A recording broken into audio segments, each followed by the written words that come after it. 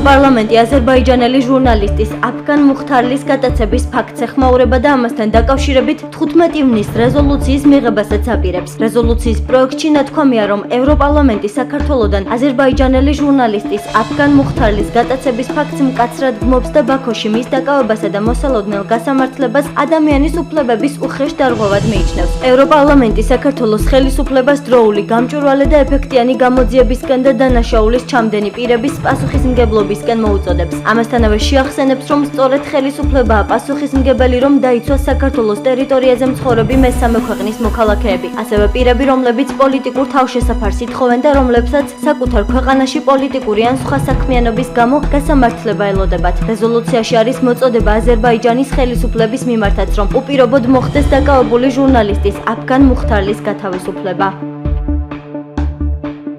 თბილისის პროკურატურაში ბირჟა მაფიას საქმესთან დაკავშირებით დაკითხვაზე რეპერი მასტერიც იმყოფებოდა, როგორც დაკითხვიდან გამოსულმა რეპერმა განაცხადა, მან საგამოძიებო უწყებას ინფორმაცია მიაწოდა მისი და ჯგუფის ერთ-ერთი წევრის, გიორგი ქებურიას მიმოწერის შესახებ, რომელიც ბირჟა მაფიას ვიდეოკლიპს ეხებოდა. მისი თქმით, ინფორმაცია იმის შესახებ, რომ აღნიშნულმა ვიდეომ პოლიციელების გაღიზიანება გამოიწვია, მან სწორედ გიორგი ქებურიასგან მიიღო. საყოველთაო ჯანდაცვის პროგრამის ფარგლებში მცხეთაში ახალი 100 საწოლიანი მრავალპროფილური კლინიკა წმინდა მეფე მირიან და დედოფალ ნანას სახელობის მცხეთის სამედიცინო ცენტრი ამოქმედა. პროექტის ჯამური საინვესტიციო ღირებულება 10 მილიონი ლარია. კლინიკა დაკომპლექტებულია წამყვანი სპეციალისტებით და აღჭურვილია თანამედროვე და ინოვაციური ტექნოლოგიებით. კლინიკაში დასაქმებულია 250-მდე ადამიანი. მცხეთის სამედიცინო ცენტრი ჩართულია საყოველთაო ჯანდაცვის პროგრამაში, რაც საშუალებას აძლევს პაციენტს რეგიონიდან გაუსვლელად მიიღოს მაღალი ხარისხის სამედიცინო მომსახურება და ისარგებლოს უფასო შეღავათიანი სამედიცინო სერვისით. კლინიკაში მუშაობს 24 საათიანი გადაუდებელი სამედიცინო სამსახური, რეანიმაციისა და ინტენსიური თერაპიის განყოფილებები. ახალი სამედიცინო დაწესებულება გათვლილია როგორც მცხეთა მთიანეთის რეგიონის სამხარეო საავადმყოფო. სამართალდამცავების მიერ ჩადენილი დანაშაულის გამოძიებისა და დეპუტატებთან შეხვედრის მოთხოვნით აქცია გაიმართა ქუთაისში პარლამენტის შენობასთან. მოქალაქე ჯონი ლომინაძე პოლიციელებს სამსახურებრივი უფლებამოსილების გადამეტებაში ადანაშაულებს. იგი ხვება, რომ სამარშრუტო ტაქსიდან ჩამოსულს თავს 6 პოლიციელი დაესხა, რომლებმაც სცემეს. ლომინაძე ამბობს, რომ პოლიციელები მას იმ ადგილის დასახელებას სთხოვდნენ, სადაც ნარკოტიკულ ნივთიერებას ინახავდა. ამის შემდეგ ის საავადმყოფოში წაიყვანეს, სადაც როგორც ლომინაძე ხვება, მისი ნების საწინააღმდეგო ზონდი გადააყლაპეს და ხელი მოაწერინეს დოკუმენტზე, რომელშიც ის ორგანიზმში ნარკოტიკული ნივთიერების აღმოჩენას ადასტურებდა. საბოლოოდ ლომინაძე 4000 ლარიანი გირაოს გადახდის შემდეგ გაათავისუფლეს. ის მომხდარის გამოძიებას და მასში მონაწილე პოლიციელების დასჯას ითხოვს. ხმაური იყო დღეს დილით ქუთაისში ბუხაიძის გამზირზე, სადაც მოსახლეობამ საცხოვრებელი კორპუსის მიმდებარე ტერიტორიაზე კაფე-ბარის მშენებლობა გააპროტესტა. ადგილობრივების გაღიზიანება ადგილზე კაფე-ბარის მეპატრონეების მისვლამ და სამშენებლო მასალების მიტანამ გამოიწვია. ერთმანეთს ფიზიკურად დაუპირისპირდნენ კაფე-ბარის ერთ-ერთი მეპატრონე და მოსახლეობა. ბუხაიძის გამზირზე მცხოვრებლები ამბობენ, რომ კაფე-ბარის მშენებლობას არ დაუშვებენ, რადგან, როგორც აღნიშნავენ, ტერიტორიაზე შესაბამისი ფართი არ არის და ბავშვებს თამაში ცენტრალურ გზაზე მოუწევთ. მოსახლეობის პროტესტის შედეგად კაფე-ბარის სამშენებლო მასალები მეპატრონეებმა უკან წაიღეს. ხარს არ გვიტოვებენ.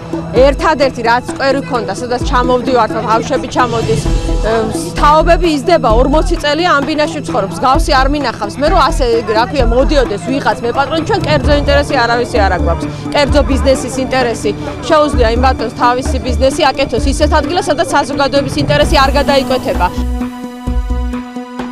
საქართველოს პრეზიდენტი გიორგი მარგველაშვილი ასტანაში ოფიციალური ვიზიტის ფარგლებში ყაზახეთის პრემიერ-მინისტრს შეხვდა. მხარეებმა სავაჭრო, ეკონომიკური და პოლიტიკური თანამშრომლობის გაღრმავების შესაძლებლობებზე ისაუბრეს. აღინიშნა ეკონომიკური თანამშრომლობის განვითარების ტემპები, რომლის მიხედვითაც ორმხრივი ვაჭრობის მაჩვენებელი წინა წელთან შედარებით პირველი 4 თვის განმავლობაში საგრძნობლადაა გაზრდილი. შეხვედრისას ხაზი გაესვა იმას, რომ საქართველო აქტიურად მუშაობს აღნიშნულ სფეროში ქვეყნების პოტენციალის მაქსიმალურად გამოსაყენებლად. დასახმარებლად. გიორგი მარგველაშვილის განცხადებით საყურადღებოა ევროპა-აზიის სატრანსპორტო დერეფნის მნიშვნელობა, აბრეშუმის გზა და ტრანსრეგიონული თანამშრომლობის გაღრმავება. საქართველოს პრეზიდენტმა ყაზახეთის პრემიერს დეტალური ინფორმაცია მიაწოდა საქართველოს ოკუპირებულ ტერიტორიებზე შექმნილი ვითარების შესახებ, ადამიანის უფლებების დარღვევის ფაქტებზე და აღნიშნა, რომ რუსეთის ფედერაცია განაგრძობს მავთუხლართების გავლებას და საქართველოს სასაზღვრო ზოლთან, როგორც აფხაზეთის, ასევე ცხინვალის რეგიონთან სამხედრო წვრთნებს.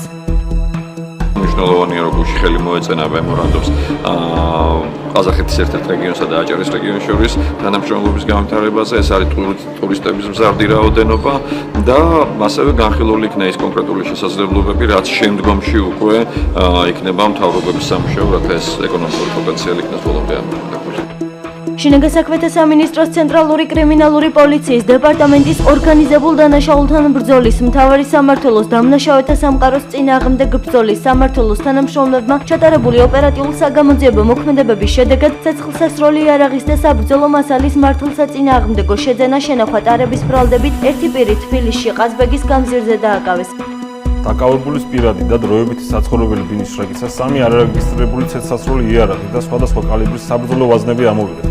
გამოძიება ცეცხლსასროლი იარაღისა და საბრძოლო მასალის მართლსაწინააღმდეგო შეძენა შენახვა ტარების ფაქტზე მიმდინარეობს.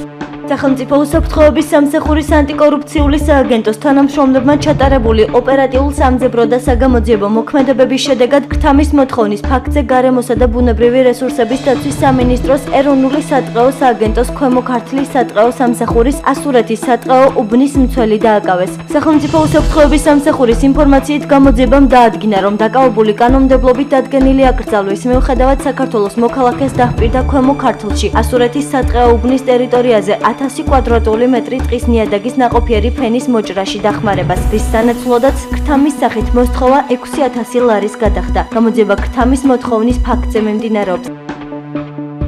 ავღანეთში მტკიცე მხარდაჭერის მისიაში მონაწილე პირველი ქვეითი ბრიგადის გაძლიერებულმა ასეულმა მაზარი შარიფში გეგმიური პატრულირება განახორციელა. ქართველმა მშვიდობის მყოფელებმა სამოქმედო არეალში უსაფრთხოების კონტროლის მიზნით სათვალთვალო პუნქტები დაიკავეს. პატრულირება ქალაქ მაზარი შარიფსა და მის შემოგარენში გერმანიის შეიარაღებული ძალების დაჯავშნული სამხედრო მანქანების ტერიტორიის რეკოგნოსცირებას მოიცავდა. მოტორიზებული პატრულის ამოცანაა საჭიროების შემთხვევაში კოალიციურ ძალებს მხარდაჭერა და დახმარება გაუწიოს ოპერაციის რაიონში ძალთა დემონსტრირება მოახდინოს და მოწინააღმდეგის თავისუფალი გადაადგილება აღუკვეთოს. ასევე თვითნაკეთი ასაფეთქებელი მოწყობილობის გამოყენების და ბაზის მიმართულებით არაპირდაპირი ცეცხლის გახსნის საფრთხეში ამციროს. პირველი ქვეითი ბრიგადის გაძლიერებული ასეულის სამშვიდობო მისიას მაზარი შარიფში ბაზა მარმალზე 2017 წლის იანვრიდან ასრულებს. ასეულის უმთავრეს ამოცანას სამოქმედო არეალში პატრულირება წარმოადგენს. ასეულის ძირითად ამოცანას წარმოადგენს საჭიროების შემთხვევაში მხარდაჭერა, დახმარება და გაძლიერება გაუწიოთ კოალიციურ ძალებს და არა მარტო კოალიციურ ძალებს, ასევე ადგილობრივი უსაფრთხოების ძალებს. პატრულის მიზანია ძალთა დემონსტრირება მოახდინოთ, ასევე ავკვეთოთ მოწინააღმდეგის თავისუფალი გადაადგილება, შევამციროთ თვითნაკეთი ასაფეთქებელი მოწყობილობის გამოყენების საფრთხე ძირითად მარშრუტებზე. ვაკონტროლებთ და ვიცავთ ოპერაციის რაიონს მთლიანად.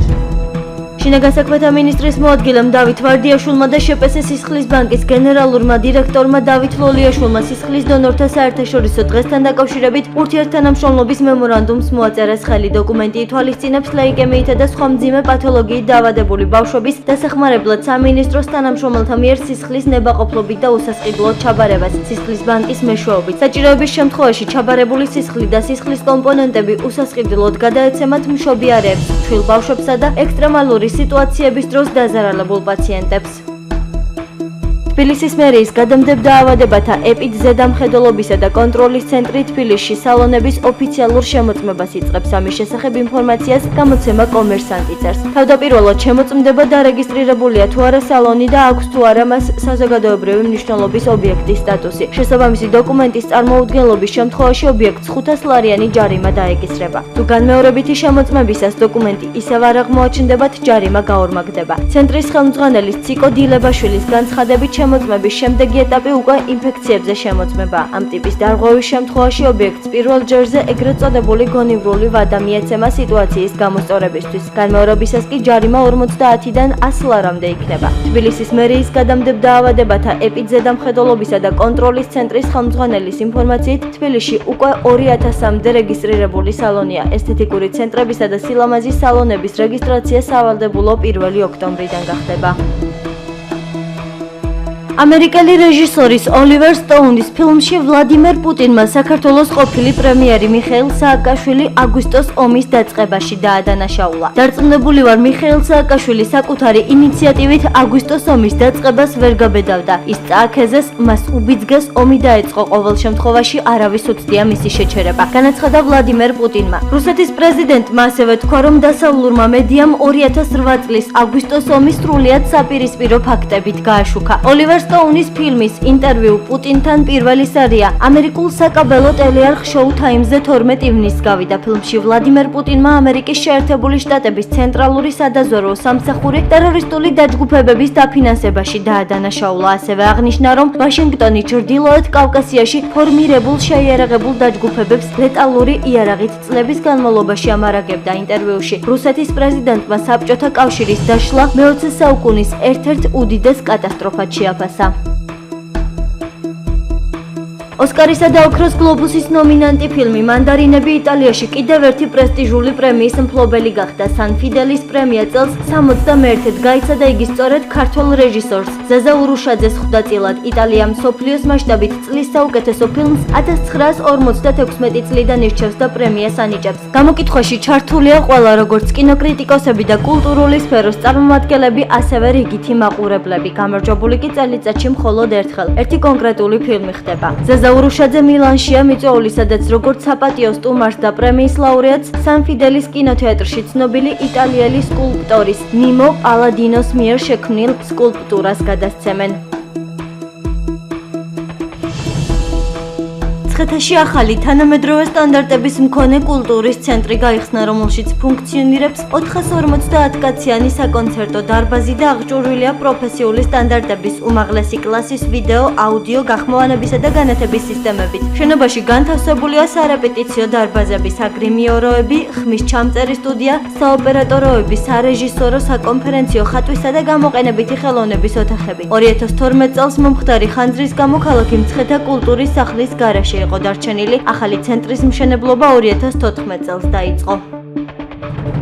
ლონდონში მომხდარი ძლიერი ხანძრის შედეგად 6 ადამიანი დაიღუპა. ამის შესახებ ინფორმაციას ქალაქის პოლიციაში ადასტურებენ. მათივე განცხადებით გარდაცვლილთა რიცხვის შესაძლოა გაიზარდოს. რაც შეეხება დაშავებულებს, ბოლო ინფორმაციით საავადმყოფოებში მოთავსებული ადამიანების რიცხვმა 50-ს გადააჭარბა. საავადმყოფოში მოთავსებული მოქალაქეების უმრავლესობას კვამლით ინტოქსიკაციის ნიშნები აღინიშნება. დასავლეთ ლონდონში მდებარე 24 სართულიან სახლთან 200-ზე მეტი მეხანძრე იყო მობილიზებული. ბრიტანული მედიის ინფორმაციით ხანძარმა შენობა იმდენად დააზიანა, რომ კორპუსი შეიძლება ჩამოინგრას. მოსახლეობა ევაკუირებულია. ხანძრის გაჩენის მიზეზი უცნობია. დიდ ბრიტანეთში საქართველოს საელჩოს ინფორმაციით ლონდონში ხანძრის შედეგად დაშავებულებს შორის საქართველოს მოქალაქეები არ არიან. ბანგლადეშში კოკისპირული წვიმების შემდეგ წარმოქმნილმა მეწყრებმა 147 ადამიანი იმსხვერპლა. წვიმები ქვეყანაში 12 ივნისს დაიწყო. სტიქიის გამო არ მუშაობს სატელეფონო კავშირი. შეფერხებულია ტრანსპორტის მოძრაობა. მეწყრებისა და ძლიერი წვიმების გამო მაშველებს უჭირთ უბედურებების ზონებში სამაშველო სამუშაოების სრულფასოვანი წარმოება. ხელისუფლება აცხადებს, რომ ამის გამო შესაძლოა მსხვერპლი კიდევ გაიზარდოს. ინდოეთის პრემიერ-მინისტრმა ნარენდრა მოდიმ განაცხადა, რომ ქვეყანა მზადაა ბანგლადეშს შესაბამისი დახმარება აღმოუჩინოს. შეგახსენებთ, მუსონური წვიმების პერიოდი ქვეყანაში ივნისიდან სექტემბრამდე გრძელდება. ამერიკის შეერთებულ შტატებში არსებული ტრადიციის მიხედვით მთავარ ამერიკულ სპორტულ ლიგებში გამარჯვებულ გუნდებს თეთრ სახლში პრეზიდენტთან შესახვედრად იწვევენ, თუმცა წელს დონალდ ტრამპისა და NBA-ის ახალი ჩემპიონის Golden State-ის შეხვედრა არ შედგება. Warriors-მა გუნდის შიგნით ანონიმური კენჭისყრა ჩაატარა, რომლის შედეგადაც მოთამაშეთა უმრავლესობა ტრამპთან შეხვედრას ეწინააღმდეგება. ამის შესახებ გაზეთმა New York Daily News-მა შეიტყო. წინასაარჩევნო კამპანიისა და ტრამპის გამარჯვების შემდეგ Golden State-ის მოთამაშეებმა და მთავარმა მწვრთნელმა ამერიკის შეერთებული შტატების მოქმედი პრეზიდენტი არაერთხელ გააკრიტიკეს. ჩრდილოეთ კორეამ გაათავისუფლა ამერიკელი სტუდენტი ოტო ფრედერიკ უორმბირი, რომელსაც სააგიტაციო პლაკატის მოპარვის მცდელობისთვის 15 წელი ჰქონდა მისჯილი. ამის შესახებ განცხადება ამერიკის შეერთებული შტატების სახელმწიფო მდივანმა რექს ტილერსონმა გაავრცელა. მისი ცნობით, სტუდენტის გათავისუფლების შესახებ ამერიკის შეერთებული შტატების სახელმწიფო დეპარტამენტის წარმომადგენლები ჩრდილოეთ კორეის სამართალდამცავ ორგანოებთან ხანგრძლივ მოლაპარაკებებს აწარმოებდნენ, რომელიც წარმატებით დასრულდა. ტილერსონი აცხადებს, რომ ამჟამად მიმდინარეობს მოლაპარაკებები ამერიკის შეერთებული შტატების 3 მოქალაქის გათავისუფლების შესახებ, რომლებიც ამჟამად ჩრდილოეთ კორეის ციხეში იმყოფებიან.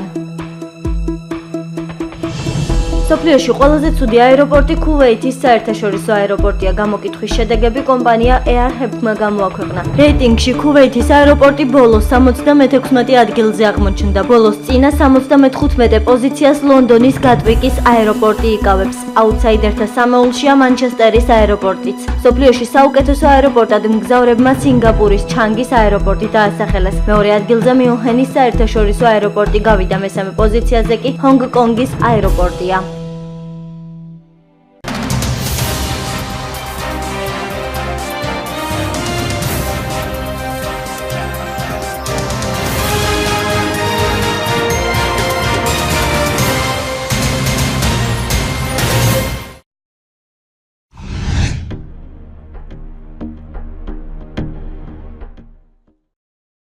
Turn the radio on. Let's Marvin Gaye and get it on.